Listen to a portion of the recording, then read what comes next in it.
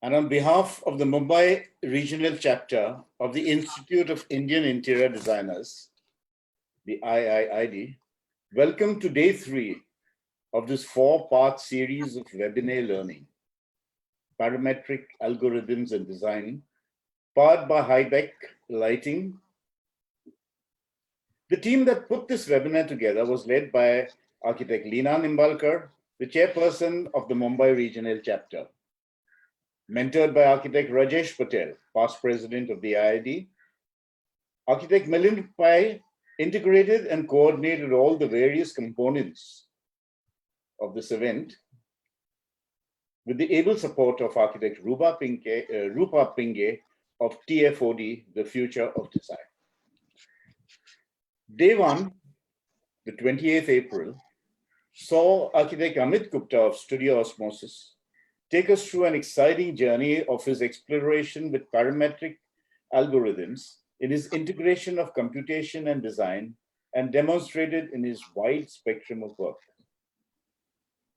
Yesterday, day 2, 29th April, Sushant Verma of Rat Lab took us through a magnificent exploration of alignment, scalability, and collaboration in design, demonstrated in a wide scale of projects ranging from standalone artifacts and furniture right up to large-scale interiors and architecture. We have 2 more segments in the series. Today, part 3, architect Nuru Karim will share his concepts of design by disruption and other stories. Tomorrow, the 4th and last part of the series will feature architects Sija Sudhakaran and architect Kushbu Dauda. We can make this webinar interactive. Please note that our presenters will be happy to respond to your questions after their presentation. Do send in your questions in the chat so that we can collate them and go right away into Q&A after the presentation ends. We must record our gratitude here to Hybec Lighting for their generous support. Do stand by for a short audio visual that tells us a little about Hybec, the one-stop solution for indoor and outdoor lighting. Hybec.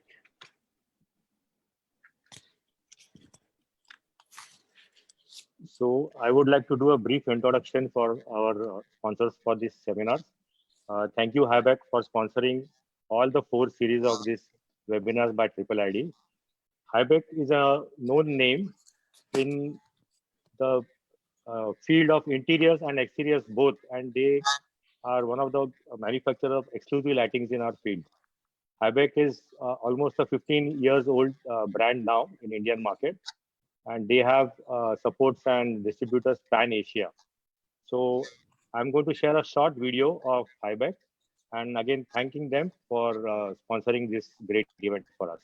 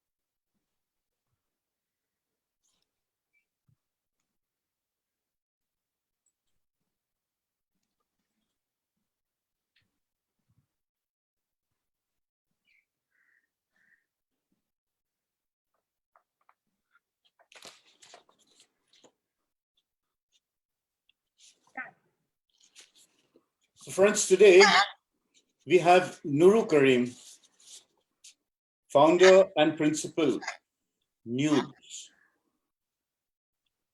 He received his master's in architecture and urbanism from the Architectural Association London in 2006.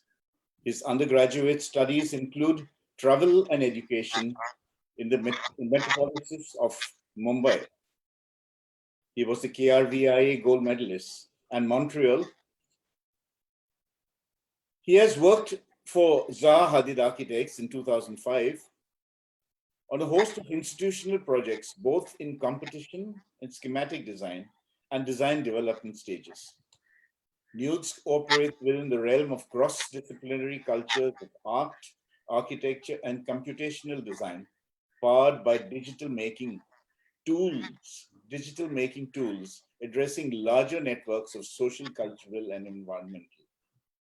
Nuru Karim has achieved critical recognition both for built work and in competition, in addition to several design awards, including a nomination for the Aga Khan Award for Architecture 2013 cycle. He has also recently won the World Architecture Community Awards design category. Nuru Karim is also a TEDx speaker 2019 and has presented his work and research on national and international platforms. Over to you, Nuru, with your design by disruption. Nuru. Hi, thanks, Conrad, and thank you, IIID, for putting up a string of presentations. I'm going to launch directly into the presentation.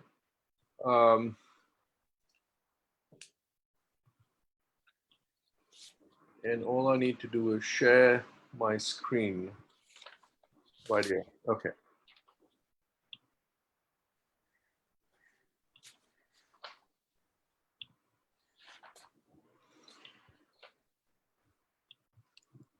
Right. How's the audio? You guys can hear me?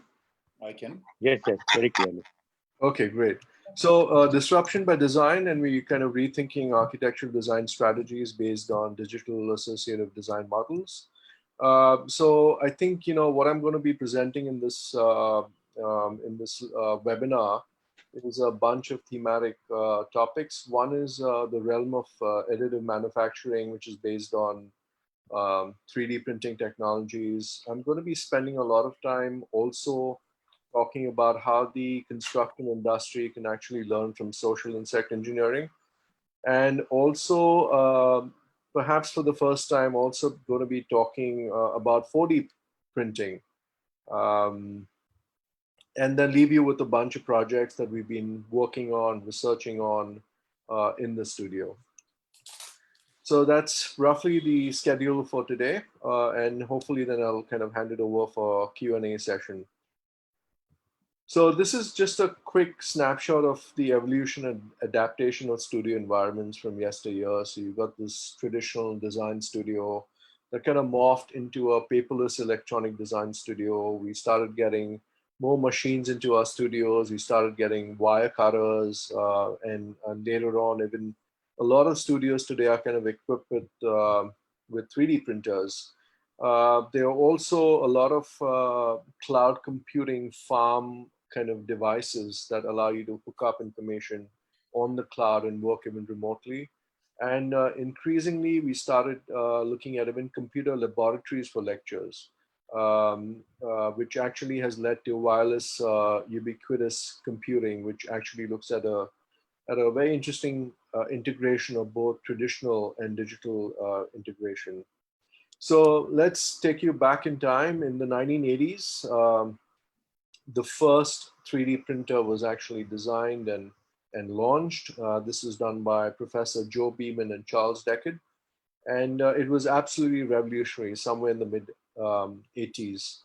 This is the timeline of 3D printing, some very key 3D printing moments. So if you actually see the first time someone actually looked at 3D printing an object, it was Kelly Swainson in 1977. And all he did was he directed a laser into a tray submerged in liquid plastic. And you actually got a fused layer of solid plastic at the top. Some other key moments, as I mentioned, in the mid-80s, 1980s, we had the first patented STL stereolithography 3D printer, which basically focused on UV light on liquid polymer surfaces. In 1999 and subsequently in 2019, you started seeing 3D printing being used in a host of other applications besides furniture, for example, in the medical industry. So the first 3D printed bladder was the first 3D printed organ that was fabricated or rather printed in 1999.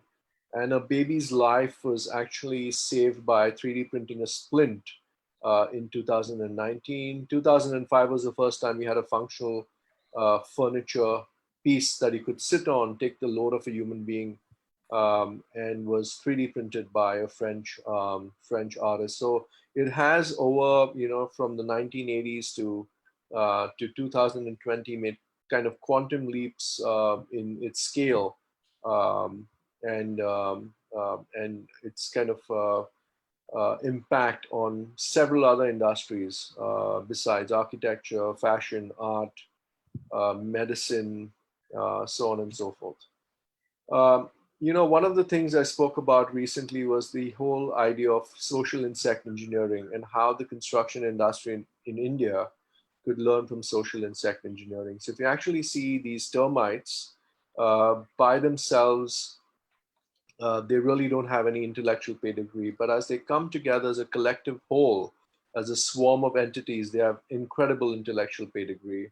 So there are a couple of things that termites do. I mean, as you see, there's a very ordered social component to it in terms of social integration of labor.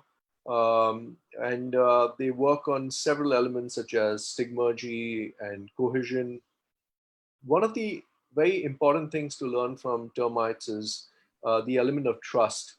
And particularly when they have this division of labor, every termite trusts the other termite to follow the same tasks.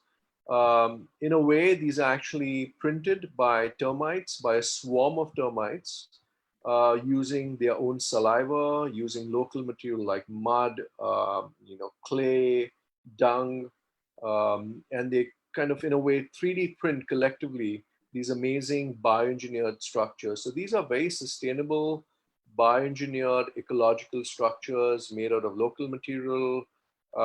They are also sometimes threatened by rainfall or strong winds, which really means that a lot of these termite mounds are in a constant state of repair. So they are actually self-repairable systems. They get down to business, they repair these mounds, they look after it. And they're incredible examples of sustainable bioengineered structures. Compared to social insect engineering, if you actually see, the way we construct, particularly in India, especially in second-tier cities, rural areas, even peri-urban areas, it's quite sad to see how archaic construction methodologies have been. Very poor standards of safety, very poor standards of material handling, and it just questioned. I mean, there's a big question as to, have we been actually building the way we should to ensure that our climate is protected, and are we actually building in a very sustainable fashion? Compared to our cities on our left, these massive glass towers and these massive skyscrapers, you look at these termite mounds on your right, excellent examples of bioengineered cities.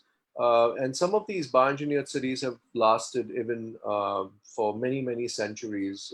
Some of them, time back to the Great Pyramids of Giza. So these structures have been being built in a sustainable fashion using local material, using very intelligent bottom-up design processes to create these wonderful, wonderful structures that serve their function, serve their purpose, have a climatic responsiveness to them as well.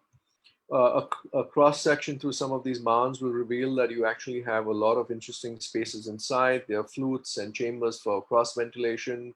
So it's kind of very, very interesting. The image on the right is spectacular. These are these cathedral mounds that you'll find in northern parts of Australia. So if I actually want to take a scale of a termite and compare it to the cathedral mound, and I want to compare the scale of the termite to a human being, these cathedral termite mounds almost scale up to the Burj Khalifa. Now imagine human beings trying to do that um, feat and using, you know, sustainable materials such as earth or sand or whatever you have with natural resources. And even these buildings actually function. They protect you from the rains. They protect you from the sun. They allow adequate cross ventilation. So they're very, very efficient systems. Now, one myth that I like to burst about 3D printing, very often when I've spoken about 3D printing, people have found it to be very high tech. They found it to be very plastic. They found it to be a plastic art. You know, they feel you're just producing something like an object that's static. These are some examples of how 3D printing industry is working with a range of different materials. So here you can see a massive Delta printer actually 3D printing out of mud and clay, locally available mud and clay. If you actually see the entire setup, which houses the Delta 3D printer, you will see these massive trusses.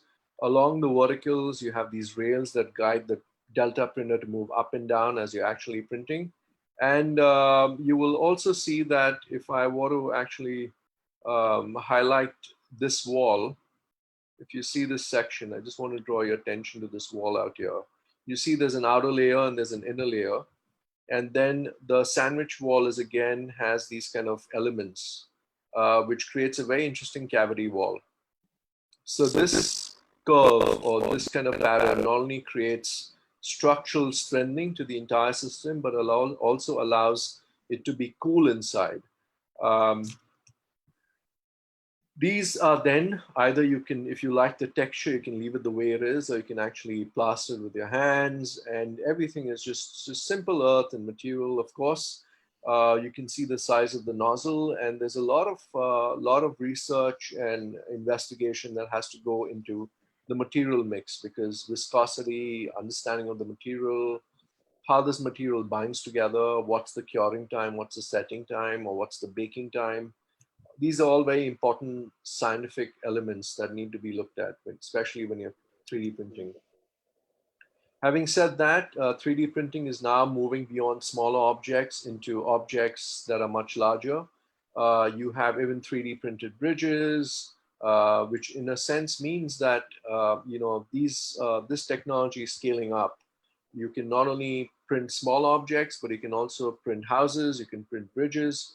And in a way, these kind of take the structural impact of loads and stresses and all the other performance criteria to make sure that the structure is safe for human habitation or for other kinds of infrastructure projects, so that they pass safety standards. So it's kind of reached an increasing level of maturity. There's been a lot of talk about, you know, nature and computational design, but I think now in the 21st century, you can fairly assume that there's a very strong relationship between nature and computational design. This is a synthetic biological leaf that's been created by Julian, and in a way, this synthetic biological leaf takes in carbon dioxide and releases oxygen back into the atmosphere. And imagine what will happen to our buildings if we were to actually replace some of our skins with these intelligent materials. You know, India has a lot of issue with pollution. I know now with COVID, you know, the air is nice and clean, but once it settles down, we'll be back to normal. And pollution is something that's rife in cities like Mumbai, Delhi, some of the other metropolis cities as well. So I think it's time, you know, adequate research is made, and in a way we could actually use technology to improve the impact on humanity. Now, this is a very interesting topic for me, for 4D printing. And I don't know how many of you know about 4D printing, but it's if you actually look at 3D printing, and if you inject the element of time, so if that three-dimensional object can change or transform or shape shift in a way based on an external stimuli. So that external stimuli could be water, it could be heat, it could be temperature transfers, it could be magnetic fields, so on and so forth. But it really makes 4D printing amazing technology to understand and reflect on. I actually want to show you a couple of clips after I actually present this slide, which is a small diagram on the difference between 3D and 4D printing. So if you see, one big difference is you're working with the smart material technology right here. The 3D printer that you were actually using in 3D printing technologies only could have a single or dual kind of nozzle. But here you could have a multi-material printer. So you could combine materials. One amazing element is the element of inverse problem solving, right? So just to give you a very simple layman example, if you actually took a balloon and you have a deflated balloon, you fill air into that balloon, it becomes this kind of inflated balloon, right? So you could actually, if you had to print a balloon, you don't have to print a static form that represents a balloon, but you could print with a smart material deflated balloon, so to speak, which could then be filled with when inflated. So you could, this is the concept of what an inverse problem modeling is. Of course, at the end, they're both static structures. When they come to life is when they actually have this whole element of stimulus.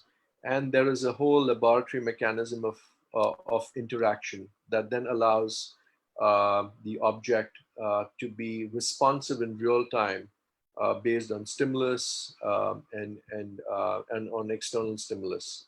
So if I were to give you a comparison of 3D printing is like an iPhone, whatever, 11 or 10, 4D printing is arguably, you know, like iPhone 100 or 200, you know, it's a serious upgrade. And even though now 4D printing is not out in the domestic market, it's been confined to laboratories of research and a few institutes, but I just shudder to think what the potential of this could be in the future. A few examples here. This is a self-folding surface cube. So this is an object which has been 3D printed using smart material. You put this unrolled cube, which is 3D printed, into hot water. So you're actually creating the stimulus for it, and it starts folding back into a cube, right? So you have an unrolled cube which folds back into a cube, all 3D printed, right? So that's the way it kind of performs, right? To give you another example, you are then looking at 3D printed structures which then transform in response to stimuli. So this is an example of a miniature Eiffel Tower, and this has been bent or distorted. And what it does is that this is being printed by a shape memory material. I'm sure you've heard of shape memory alloys that go back to the original shape. So these intelligent materials in a way remember the original shape, and they go back to the original shape. And in this case, it was the Eiffel Tower, subjected to 60 degrees centigrade. This is a multi-gripper, right? Again, 4D printed, which can actually then be used. And all this is done without any form of robotics, wiring, all of that. So that is based on printed structures that transform based on stimuli. Now, one of the great things about 4D printing is that if you see conventional 3D printing, there's always an issue with build volume, right? So the smallest volume could be about 148 millimeter cube, and it scales back to perhaps have been printing an entire structure to house someone, but they all move in these tiny kind of volumes, right? The great thing about 4D printing is because you, through the whole process of inverse problem solving or inverse modeling, you can actually have an effective volume that's reduced by 87%, right? And then you can actually print it to that shape. So if you see the surface area versus the volume area, you can actually 4D print the surface area and then inflate that object to create the entire surface area, right? So that's the potential that 4D printing has. This is a programmable wood grain. So I'm taking, this is another experiment done where you actually have wooden fibers creating the wooden filament, again, intelligent material. You're just creating a sheet and then you're creating creases along that at 45 degrees angle to create that serration. I'm going to just, I just put in hot water. And here you will see that this material starts deforming, right? Because based on stimulus. Now you can imagine what role this would have or impact this has on furniture design or in the fabrication of our spaces. It also has potential in architectural design, but here you can see inclined lounger chair, that's a flat piece, and then it transforms to create a furniture piece, right? Now these are smaller models, but in the years to come, it's possible to actually scale this up and create objects that actually transform in real time. So that is also some of the applications that 4D printing could have. This is one of my favorites. So this is hydrogel. Hydrogel is again a beautiful element, which is basically created from, well, this is a form of microscale 3D printing. And the whole idea here was to actually incorporate and see whether a 3D printing object could respond in the fourth dimension being time. So the whole idea was to explore whether, just as the way you have nature that transforms shapes, you have flowers and you have leaves, you got examples such as the Venus flytrap, or you got the sunflower that actually, or many flowers bloom and in a way change form and shape based on external environmental conditions. So this is an example of hydrogel being 3D printed. And when this beautiful 3D printed or 4D printed orchid is immersed in water, it kind of activates and it creates this kind of shape transformation. So that is one of the fascinating elements. And I just shudder trying to think what the design community across the world is going to be producing and creating and designing and changing or transforming the nature of our spaces in the years to come. It's amazing. It's so exciting to see, and I can't wait for this to actually come out in the open markets to test it myself. But it is basically cellulose fibrils, which enable anti-stropic swelling. So when it comes in contact with water, that's what a hydrogel is. It changes its performance. One of the other elements is autonomous self-assembly. This is another way of actually looking at potential options where industrial fabrication is concerned, or alternates to industrial fabrication. So here there's a quick autonomous mass assembly for new possibilities in industrial scale assembly. And here you see in this experiment, there are about 240 pieces that are assembled together based almost like a laboratory setup. So some of these have like magnetic connections. It's basically elements of the dodecahedron. So each side is basically a pentagon. It can also be a hexagon. And basically the amazing part about this experiment is where self-assembly is concerned is also the idea of self-selection. So there's no external hand picking up a piece or picking up an element and putting it on a volume. The whole simultaneous aggregation behavior is based on the theory of self-assembly and self-selection without any kind of human controls or robotic kind of controls or so on and so forth. So this is just the tip of the iceberg. I wish we had a whole session and probably need 3 hours to tell you what else is happening in the fields of fashion or smart materials or smart fabrics, or on the medical fraternity where even organs are getting printed. Of course, they haven't been transplanted and tested. Automotive industries, aerospace engineering, so on and so forth. Well, it's becoming a part of our lives.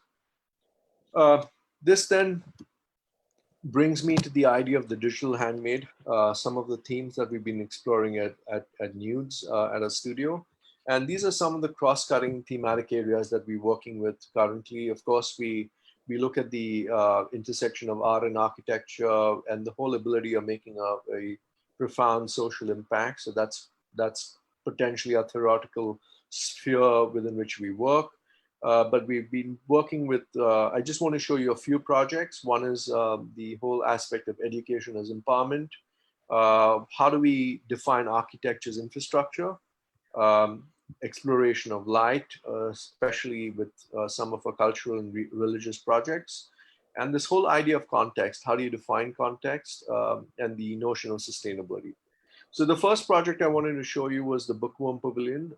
So this was a very interesting project, which was cited at the CSMVS Museum in Mumbai. And the whole idea was to bring about a book, a love for reading. So it was meant to be like this open, fun bookscape of sorts, anchored out there. Now, what we had was, we basically had a ladder. And if you actually use a ladder as a component, you can house it for books. But if you change the angle of the ladder, you can also then use the ladder system to sit on. It was very important that we looked at this whole element of deployability. Because you're not even allowed to put a single screw on the side, or even nail something onto the side. So it had to be a self-standing, lightweight object, and we decided to use recycled plywood. So this is how the project actually sits. If you were to see that, this is one component that you have, but the whole idea was to actually create this kind of street and spine. And then if you see, these areas have the seating areas right in the center.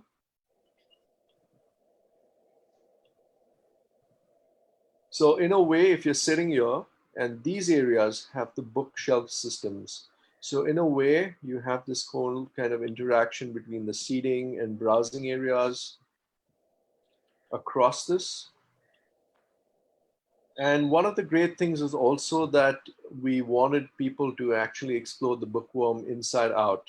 So if you actually then saw, there was some sort of interstitial spaces that you could house inside.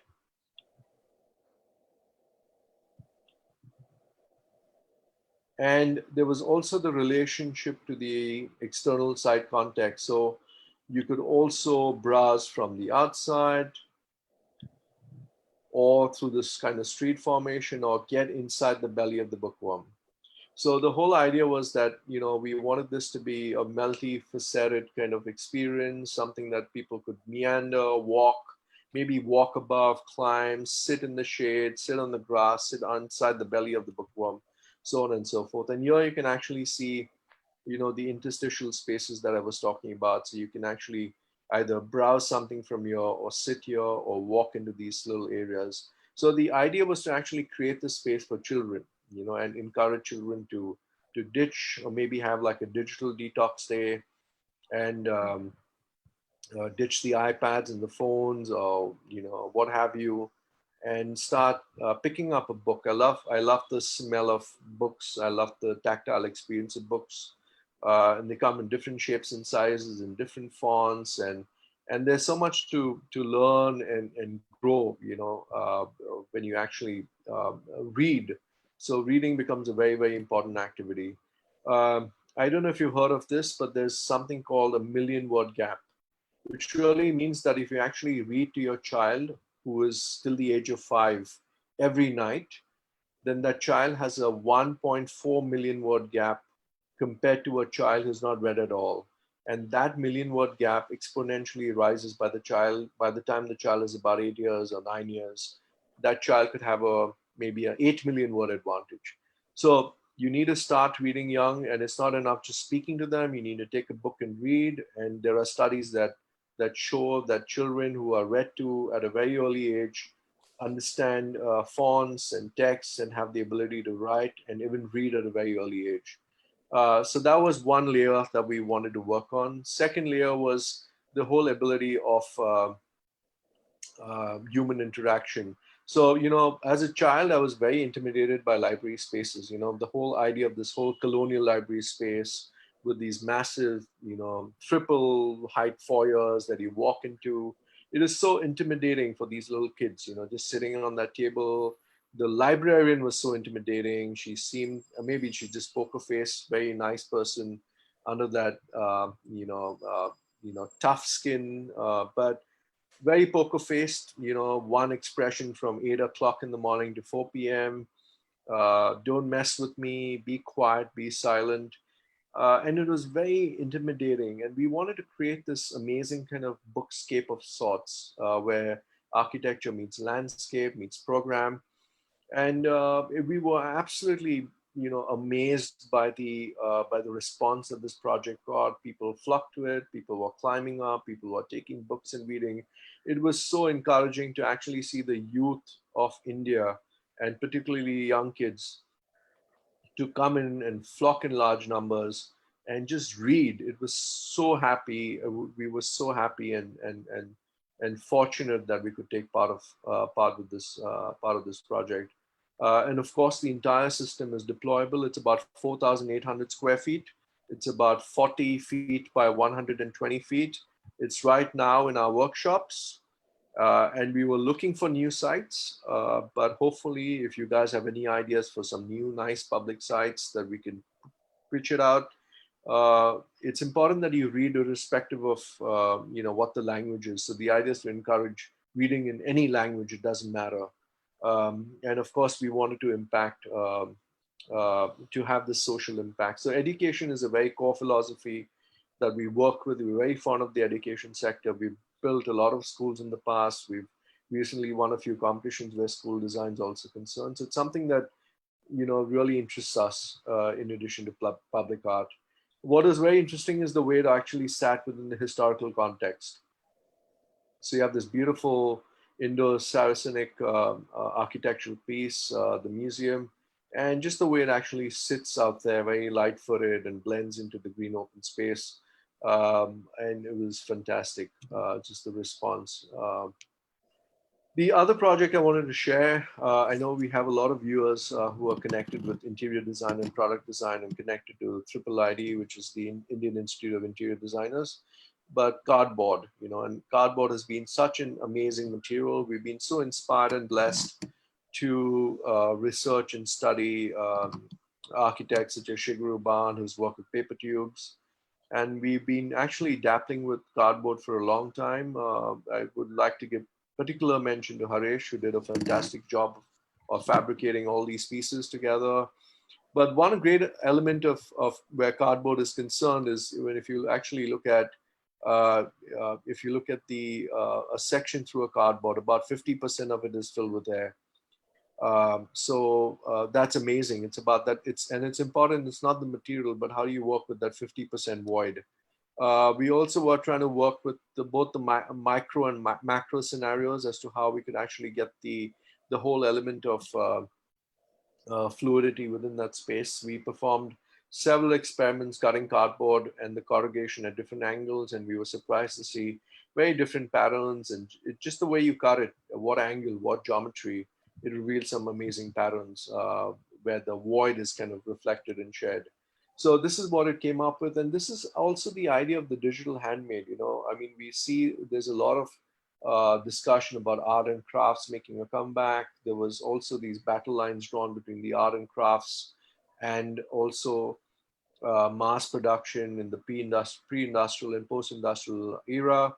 But for us, the aspect of technology powered by intelligent materials is what we define as the digital handmade, where you can actually use technology to create some items which are crafted and bespoke and spectacular in a sense. So that's how we actually can try to work with the element of digitally, in a way, might you have crafting these spaces together. Here you can see that cardboard, because of its 50% void ratio, it also has amazing acoustical properties. So it's recyclable, it's sustainable, but acoustically it works really, really well. You can see the table on your right-hand side. It's an amazing cantilever space, and it actually pushes out without any kind of vertical support at the bottom. So we were pleasantly surprised, and compliments to Harish for putting this together. We also wanted to test the entire gamut of cardboard. So we thought about chairs, we thought about bar stools, tables, acoustical panels, walls, lights, cladding on walls, accessories, so on and so forth. So on the image on your right, I don't know if you can actually see it, but there's a footrest at the bottom. And even though our working drawings initially showed a stainless steel, no, not a stainless steel, but a metal, footrest, because we thought that'll be structurally stable, somehow that really did not feel right. So we decided to do something out of cardboard, which is bent and forms a very structural footrest. And the beautiful thing about cardboard is it's like wine, it just ages beautifully. So, with the passage of time, even if something has a little, tear or scratch, or there's some sort of deformation or something, it's just beautiful. It just ages beautifully in time. So I think that was amazing. And every time you come back, you have this amazing experience. Now, I think what you need to also understand is that when you start dealing with these spaces, and this space is sited in the Bandra Kurla complex. I don't know how many of you are aware of Bandra Kurla complex, but it's one of the spaces in Mumbai that commands the highest rental rates, arguably the highest rental rate in India. And when you are actually working with such a bespoke project, the element of time, or you really don't have the luxury of time. Rental rates are very high. Your rent-free period is very little, and it's very important that you need to finish this project very quickly. So you cannot take 6 months trying to uh, cut a cardboard wall and put it together. This has to be put in quickly together within your rent-free period, which is about 45 to 60 days. So you have to understand the nature and scale of this intervention. We've cut almost 40,000 square feet of cardboard in this project. The other project that I wanted to discuss was the forest, and this is a competition that we recently won for a school in Pune. And of course, this is a nice example of how uh, architecture, in a way, responds to gaps in infrastructure. So very often when we're actually designing, we get into a conversation with some of our stakeholders, and we were pleasantly surprised that a lot of responses were aimed at gaps in the infrastructure where the city where the city was concerned. So, for example, people were worried about lack of pedestrianization, lack of women having ability to push baby strollers, or even wheelchair access, pavements that had different heights, not adequate ramps leading up to pavements. There were no cycling tracks, and all of that. So we decided to factor in all these elements together, the ability of green spaces and all of that. And we decided to factor all these pieces together to create this element. Now, this project had to be done in 2 phases. So if you see 50% of the phase is one cylinder, the other 50% is phase two. And we then decided to actually stitch both of these cylinders with an infinity loop. We truly believe that educational institutes have the possibility of creating a 24/7 cultural impact. So it's not something that starts at 8 o'clock and ends at 3 or 4 o'clock and the doors close. It's important that the school is then open for cultural activities, which allow the community, the student community, the parent teacher community to come together. And we decided to push all the services down to the semi basement and stitch these two dual cylinders with an infinity loop track. Um, and this infinity loop track is something that can be used for a multitude of activities, events, cycling, walking, exhibitions, workshops, markets, so on and so forth. But to create a very interesting kind of element right at the roof scale for the people to enjoy. 1 acre of the entire plot was reserved for a school playground. And we said, let's not waste this element right at the top. And we said, let's actually use this building to then gap and address the gap in infrastructure in the city, and also use it as an element or an amenity, so to speak, to improve the functionality and the usage of the school.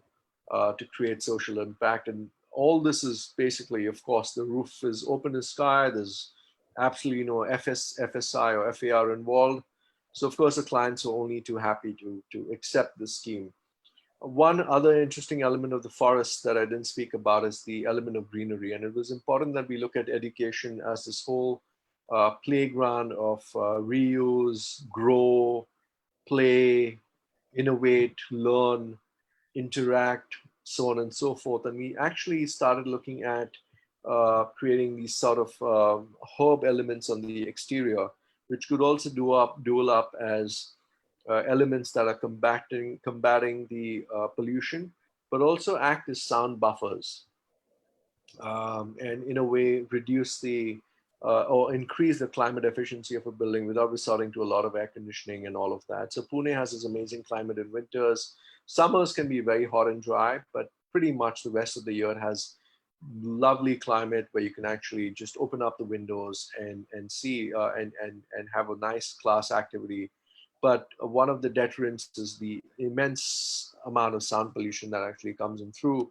I didn't show it to you, but I'm going to quickly browse back to the plans. It's kind of tiny here, but there's a whole service corridor along the periphery that you can also see in the section, where you can actually access the service corridor both from the mid landing and the landing levels without disturbing activities within the classroom.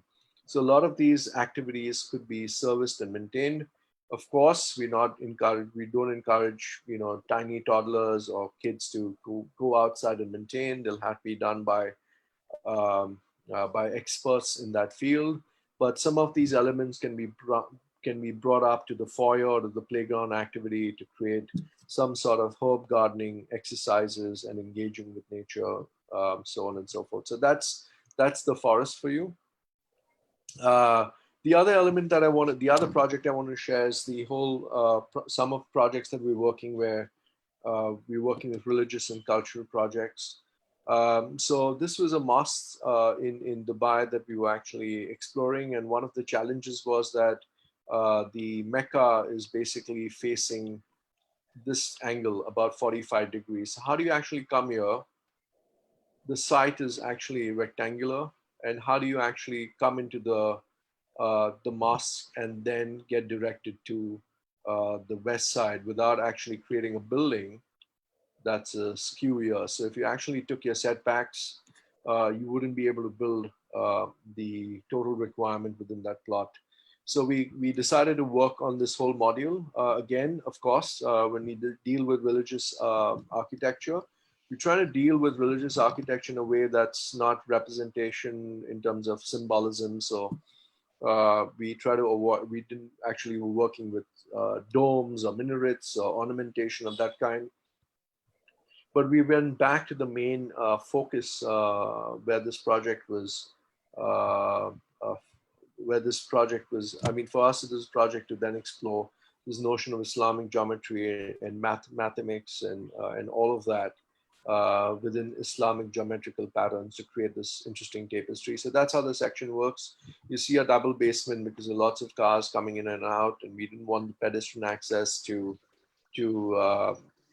conflict with the vehicle access. So you can park and then come up through these hydraulic elevators and then push through. This is a simple module that we're kind of working with. And then you actually create this module, which is grafted with Islamic geometric patterns to create this, this building that's kind of seems like it's kind of floating on this very dense pilatus right at the bottom with some reflecting pools. So if you actually see the climate in Dubai, it's really, really hot and dry. It's also prone to a lot of sandstorms. And we didn't want to create a very thin slab, which is about 6 inches with insulation on top. We said, okay, let's look at the slab, not 6 inches, but maybe like, maybe 20 or 30 feet high. And let's see how we can actually filter the volume through that and filter the light through that volume to reduce the solar radiation into the main prayer hall. Now, this is the power of the module and how the module actually starts facing the west. So you come in and you kind of, you face the, because of the module orientation, you really don't realize that you're actually now facing 45 degrees on the site.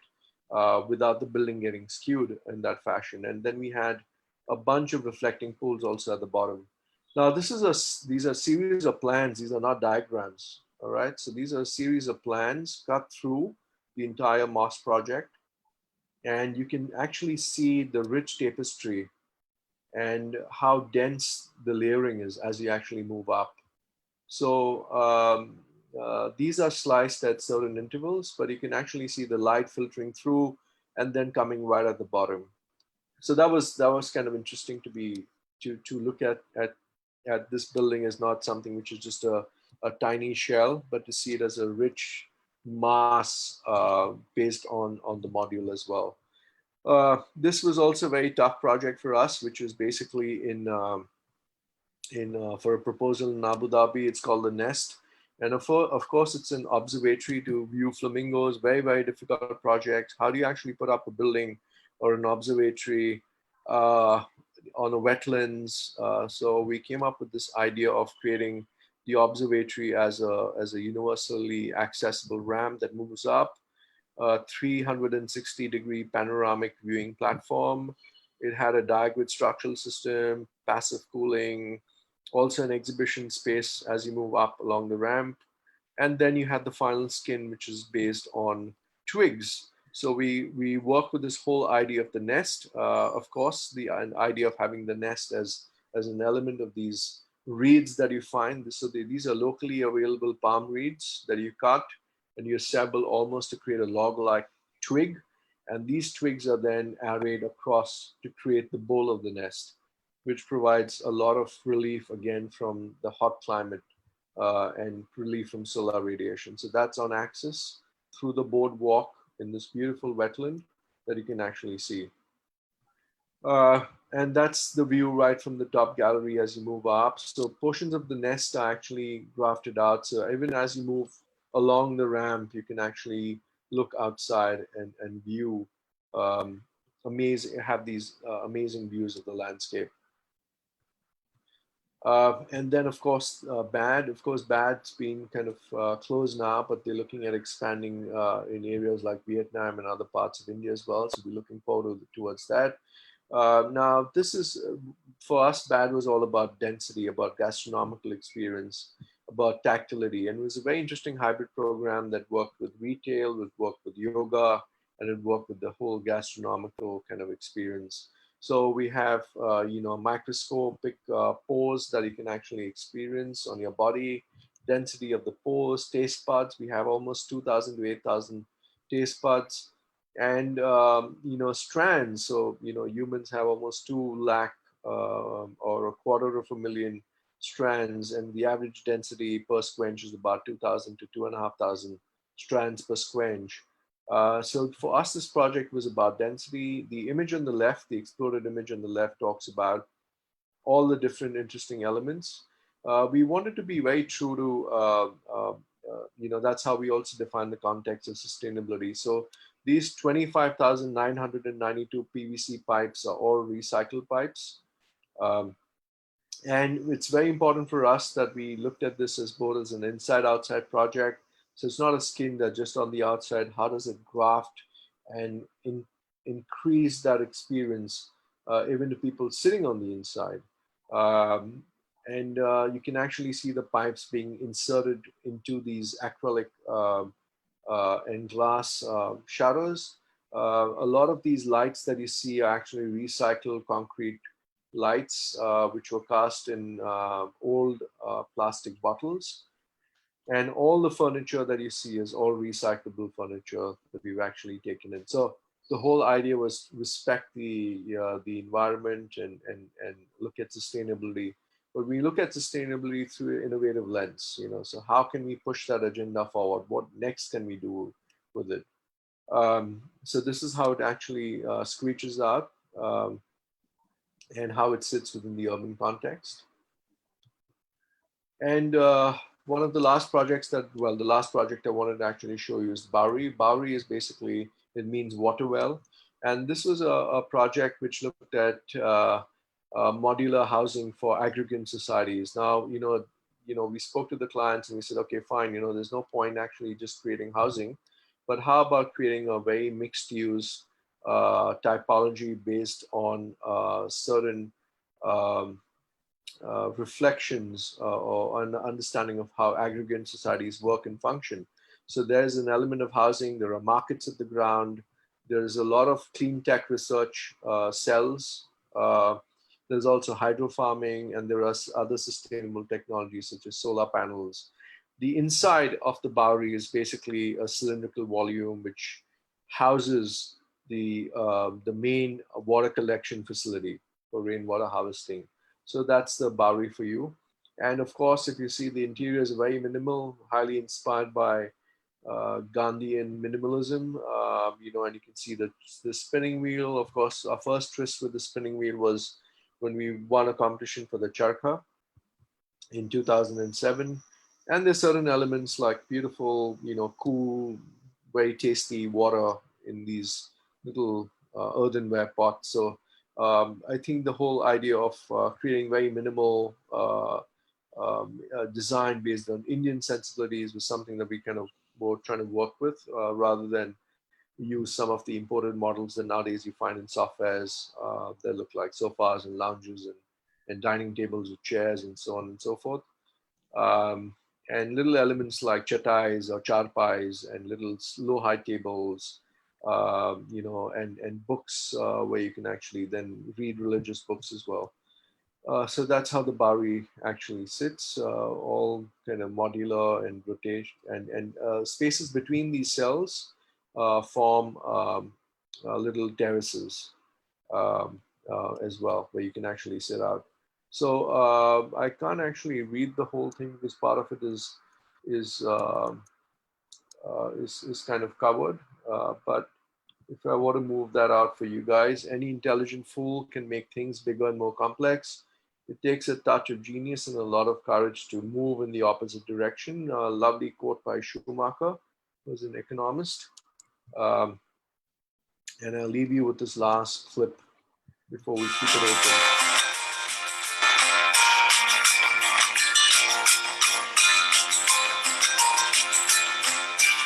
So 2020 has been an incredible year. 2019, we won a few competitions. Few of our projects were actually shortlisted as the top 10 in both Design Boom and Design, including the Straw Bale House. We belted out a bunch of public art projects across India, some installations, a lot of research, a lot of architectural building. So 2019 has been wonderful, and a special shout out to the whole team of NUDES. I think we've got a spectacular bunch of designers and professionals. A shout out to everyone who's actually worked for Team NUDES in the past, works with them today, and hopefully will work in the future. So this is for you guys. And that's it. Thank you.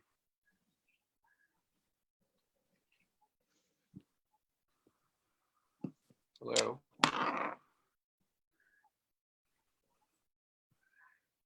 Nuru, can you stop sharing your screen, please? Yes, please. Yeah, I hope I did okay for time and stuff. Yeah. Thanks, Nuru. Thanks, Conrad.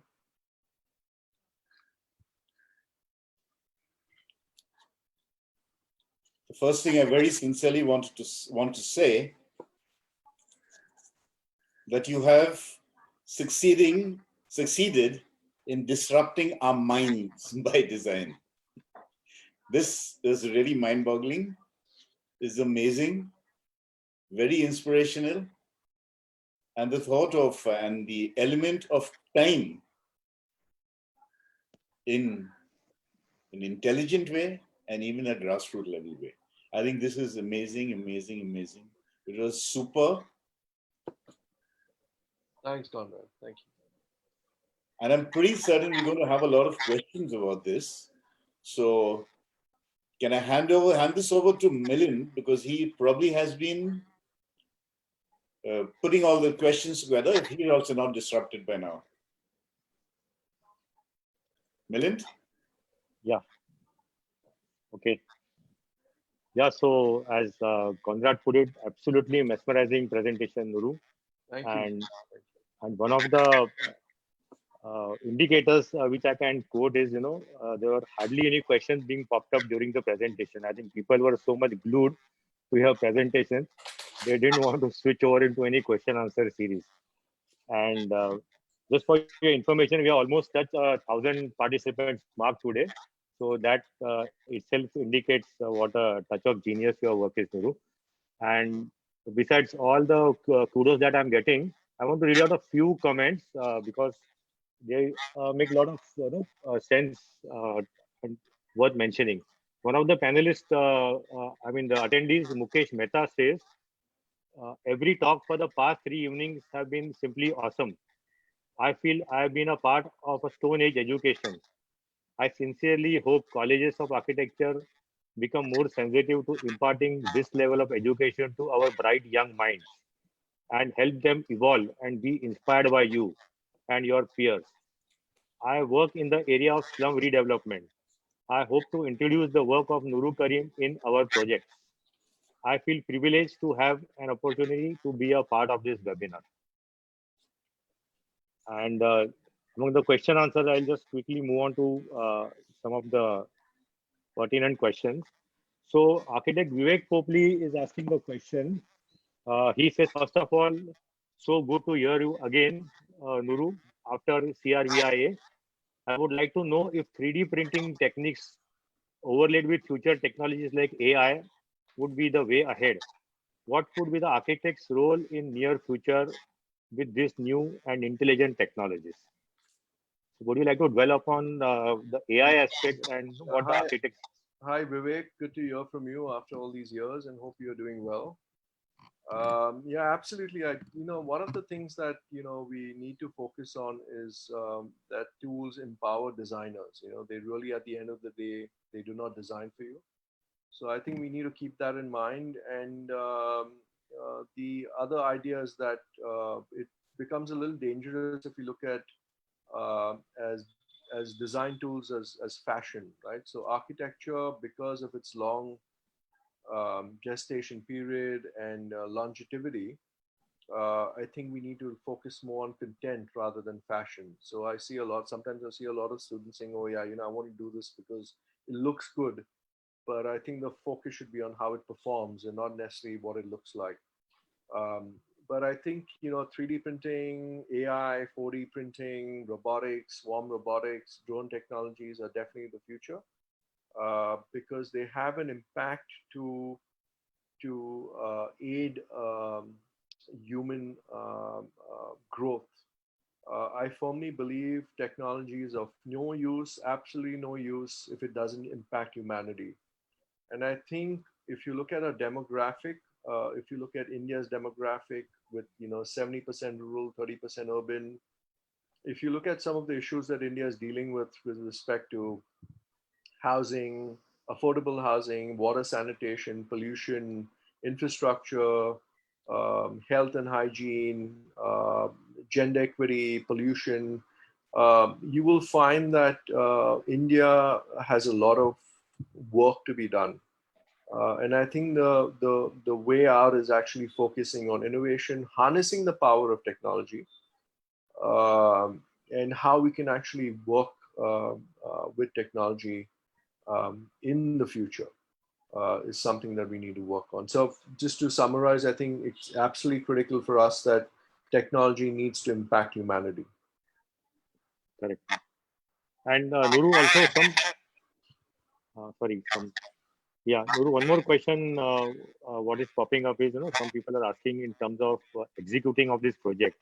So one architect, Shavi Mehta, is asking, do you think we have the capacity, skilled forces to build and execute large-scale parametric buildings in India? So how does it stand with India? And maybe you could explain vis-a-vis China and other countries also where we are working on the projects. What is the skill set that our people really should look at when they're building on this kind of technologies now?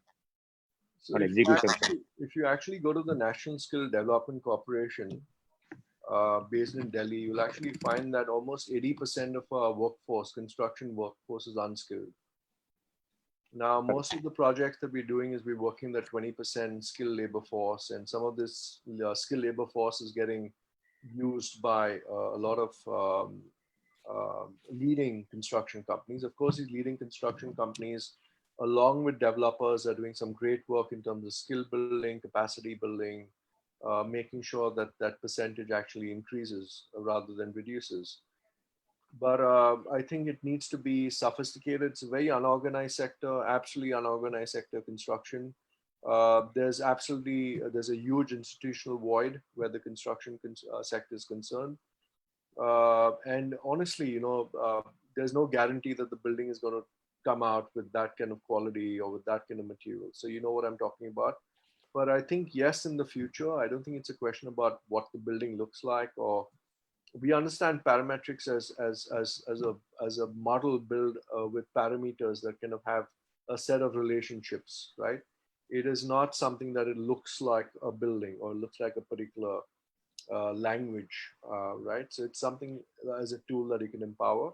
But yes, if you look at the realm of digital optimization, and harnessing the true power of technology through some of these construction systems that I've spoken about, then yes, we have a lot of work to be done, and it's possible. I think India is right up there. We're an emerging superpower. There's a lot of mess in the country, but I'm very hopeful and optimistic that you will see some incredible works of architecture coming out. The important thing is not to look outside India and see what working outside and transplant these projects here. I think innovation has to be homegrown. I think we need to show the world what India is about and how we can actually design and innovate in a sustainable fashion, impact humanity, look at projects that could be potential social multipliers, and work with all these threads that combine the act of art, of science, art, and architecture. Yeah. And actually, at the time when you guys have pioneered this, I think you must have had a situation where you actually had to train some teams and contractors in this technology. And it must have been a very uphill task for you guys, 10 years back, 5 years back, whenever you started working on this kind of projects. So coming from there, Nuru, there are a lot of, I think, inquisitive young architects also who want to ask you some very basic questions. But I thought I'll pop it up to you also. There are some people who are asking what happens to this book library in the monsoon, for example, because it's an open library, and how these kind of structures are maintained in the monsoon in an open environment. And similarly, people are asking another question about your cardboard project in terms of how does it glue together, and what is the waterproofing, and what is the stain proofing, and what is the fireproofing kind of. A lot of people have different questions. I'm just summarizing for you these two projects. Okay, so I think the Bookworm Pavilion is concerned, it's meant to be a fair weather project. It's meant to be only there during fair weather. It's not designed for the monsoon. So the idea is that it's only during fair weather, and it gets kind of stacked and put in a workshop during the monsoons, and it's out in the open. So it's meant to be this open public space. Advait. Of course, tomorrow, if we had a proposal to create and transform the Bookworm Pavilion into an all-weather system, a larger structure, it's still possible to do that. I think regarding the Cardboard Cafe is actually about 1,500 square feet, and it's in a modern office tower. And as you know, that recent fires, you had fires in Lakshmi, Kamla Mills and Lakshmi Mills and so on and so forth. So there was a lot of new kind of compliances in terms of requirements by the CFO, firefighting, the spaces in a new office, on the ground floor, which has fire exits to large open refuge areas on the ground floor. It is retrofitted with fire sprinklers, smoke detectors, elements like the kitchen door have a fire rated door. So you have all of this. And I think where waterproofing is concerned, we actually have, we've treated these with some sort of wax impregnation, so water doesn't penetrate through that. But this is something that we've done only for the tabletops. If you actually notice that the tabletop's actually flat. and it doesn't allow any water to percolate on that. Okay. Do you want to also dwell a bit on future of this? Because this kind of questions are also coming where people are asking, what do you foresee as a future for this kind of design in India?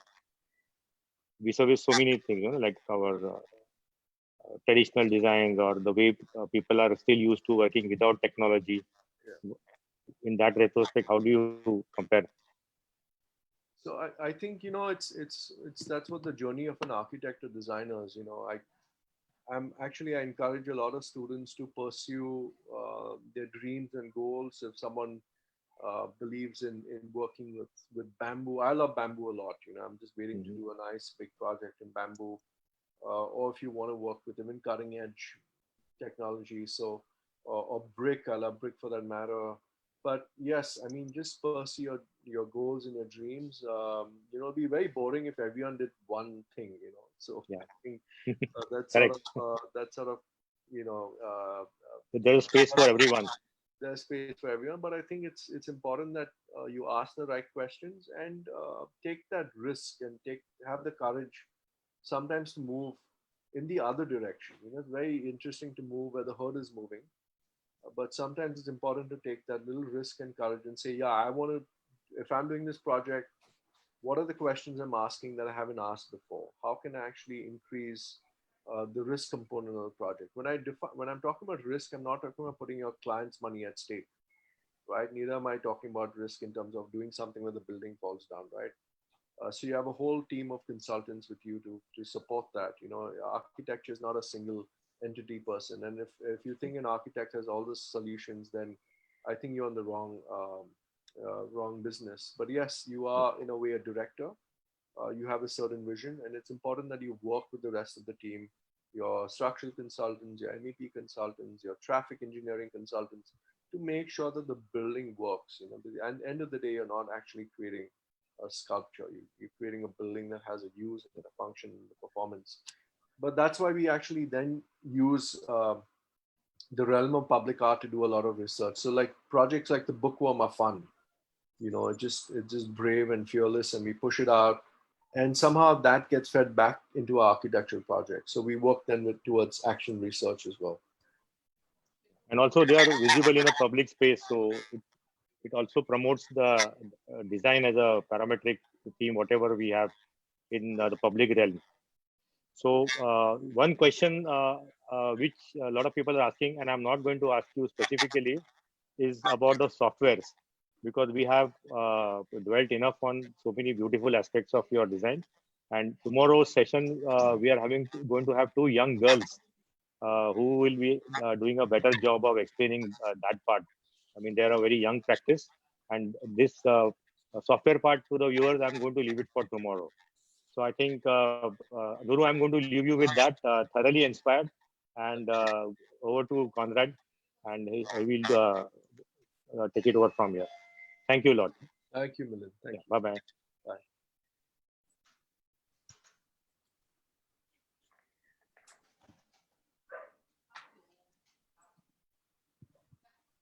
Conrad, can you take over, please? Yeah, I'm trying to get back my video. Yeah, there it is.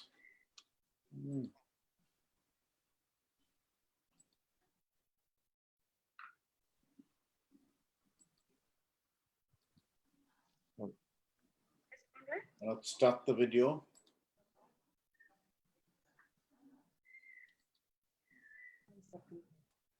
When to do it? Someone needs to start my video. Now 1 minute. I just put it on back. It's on from my side. Otherwise, you can continue, Conrad, on the audio, no problem. Yeah, just continue. I'll try. Okay,